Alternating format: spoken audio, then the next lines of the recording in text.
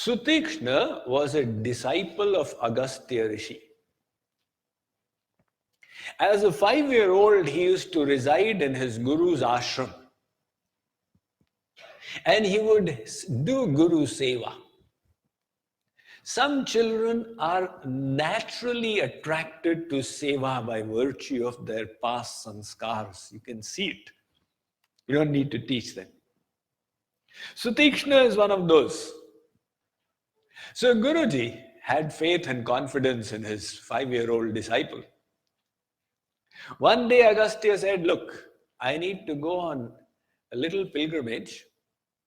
Agastya used to worship a shaligram. You know, the round image of God looks like a very sacred pebble. So Agastya said, Beta, you take care of the shaligram. Like I used to worship, you also do it until I return. And Agastya left the shaligram in the custody of this 5-year-old disciple. So Sutikshna, the next day, he went out for a walk in the morning and he was taking Guruji's shaligram along. He came to a jamun tree, you know, the black colored jamun fruit, the Indian jamun. So Sutikshna, being a little child, got tempted. Little children love to eat jamun. It's got a very intriguing taste to it. So he took a stone and chucked it. A few jamun fell and he started relishing it. So naturally the greed got ignited. He took a little more. And then there was no stone around except for Guruji's shaligram. Now his devotion took the back seat and the desire for jamun took the front seat. He took the shaligram and threw it. Unfortunately for him, the shaligram went right through the branches of the tree. It did not contact any jamun. It went across and fell into the stream. Now Sutikshna had the wake-up call. Oh my God, I have misplaced my Guruji's shaligram. He wandered about in the pebbles trying to discover Guruji's shaligram, but that seemed to have gotten washed away.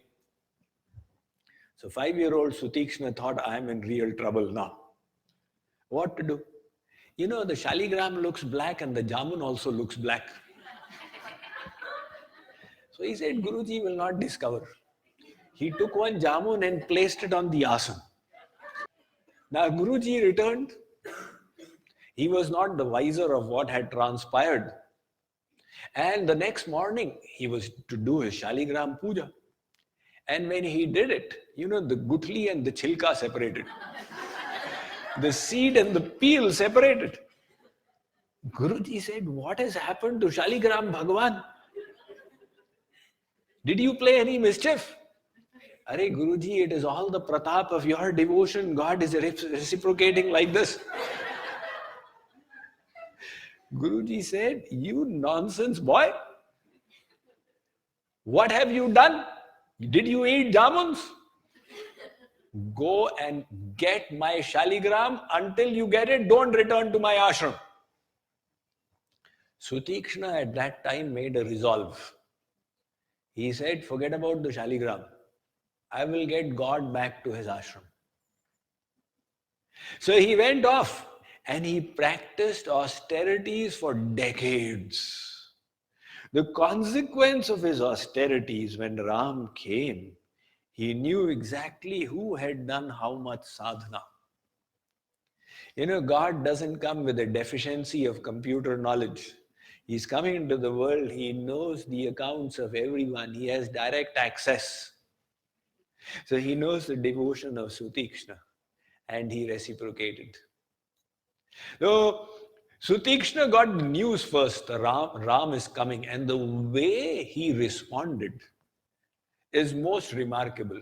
Prabhu agavana shravana suni pava karata manoratha atura dhava. Ram is coming, Ram is coming, oh Ram is coming. He jumped up and jumped down.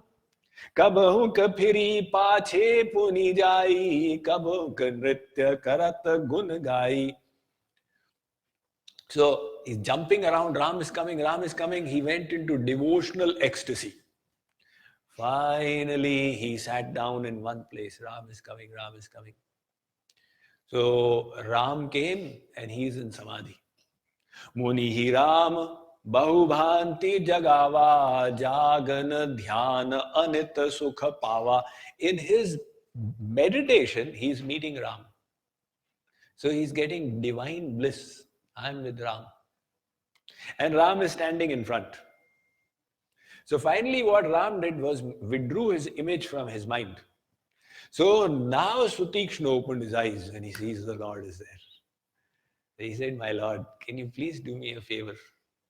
I need you to meet my Guru. Ram said, all right. Sutikshna took Ram to Agastya's ashram. He says, Gurudev, please open. Agastya said, who? Gurudev, it was my promise. I am bringing God to you. So Agastya opened the door and he said, really? What more can you expect from a disciple? You have helped me meet God. Such was this Sutikshna. What did he do? He lifted his devotion to such a level that God came to meet him. That is why sometimes it is said, don't try and see God. Improve yourself to such an extent that God wants to see you. There was one person who was blind, but yet every day he would walk 3 miles to come to the temple. Obviously, he could not have darshan. He was blind. But he would perform that tedious journey on a daily basis. Somebody asked him, look, you are blind. You cannot have darshan of the deities. Then why do you bother to come all the way on a daily basis? He said, I cannot have darshan. I cannot see God, but God can see me. That's the important thing. God is seeing me. He is seeing my devotion.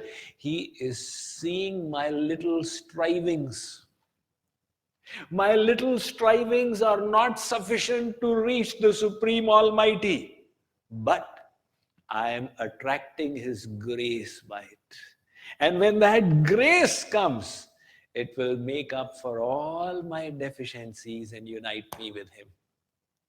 So all we need to do is to improve the quality of our devotion. Like I said, hold your devotion to a quality of excellence without compromising, not the chalta hai attitude. That is what kills us lifetime after lifetime. Chalta hai. Hold yourself to a commitment. I will do it. I must improve my mind. I must develop these virtues and implement them.